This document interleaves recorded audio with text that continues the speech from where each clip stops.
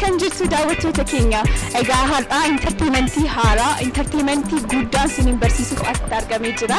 Egaa entertainmentiin kun Barrikoo Entertainment jedhama. Dhaabbata biyya Ameerikaa irratti hundaa'edha.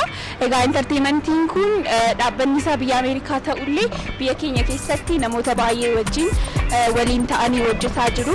Biyya keenya keessatti illee sinematograafer beekamaa kan ta'e Elaajaas Luuk yookaan immoo Eelaas Kabbada Gammii hojiilee baay'ee hojjetee jira. Kan akka Saglii ammallee weelluu haaraa Guutuu Abarraa wajjin kan hojjete hundi keessan ni beektu. Isaa wajjin illee akka hojjetaa jiran quban qaba. Ammallee Oftaanii yookaan Daayirektara Saglii wajjin waliin ta'uudhaan biyya keenya keessatti hojjechaa jiru.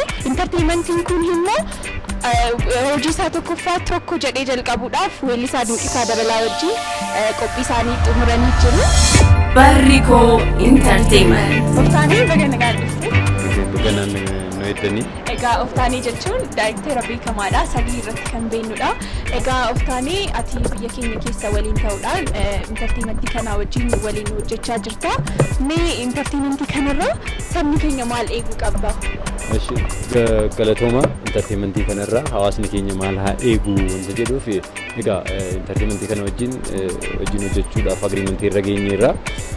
Sabni kun entertainmentii kanarraa kan eeguu qabu hojii istaandardii isaa eeggatee namoota kalaqa qofaan osoo hin taane yookaan immoo muuxannoo qofaan osoo hin taane nama saayinsiidhaan yookaan immoo saayinsii muuziqaa, aartii, even kan tiyaatiraa fi kan fiilmiis dabalatee ogeessotaan kan socho'aa jirudha. Kunis kanan xumure tiyaatira aartii Walloo Yuunivarsiitii yeraan eebbifame.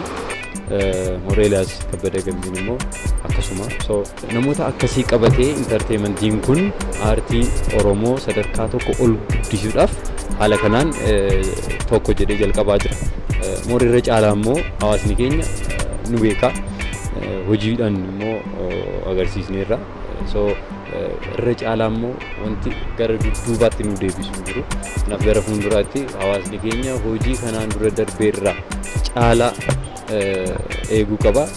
Fakkeenyaaf har'as kan argamne sirba Dinqisaa Dabalaa dhaan tokko jennee jalqabuu keenya hawaasa keenyaaf himuudhaa fi inni itti aanu immoo kan kanaan dura hin baramne kireediitii yookaan immoo ogeessota jajjabeessuudhaaf Barrikoo Entertainmentiin sirboota gaafa hojjetu akkanatti sagantaa qopheessee hawaasichaaf jalqaba hawaasni keenya hojiin akkasii dhufaa jira jedhee hawaasicha keenyaaf kan hubannoo uumuudha. Kanaaf wanti haaraan entertainmentii kanarraa yeroo hunda eegamuu qaba. Tokko jedhee kan jalqabu sirba Dinqisaa Dabalaatiin haa ta'u malee gara fuulduraatti hojiiwwan artistoota biroo wajjin kan agreementii irra geenye jira. Kanaaf hojiin keenya itti fufa jechuudha.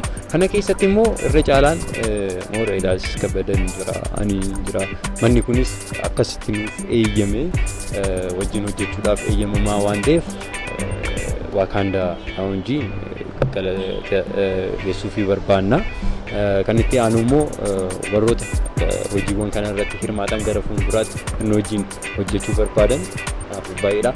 Atis galatoomii Barrikoo Entertainmentiin galata haa argatu. Aartii Oromoo guddisuudhaaf tokko jedhee ogeessotaan ijaaramuu isaatiif nuufis carraa biraa uumuu isaatiin waan tokko jechuun galata argachuu qaba jedheen yaada.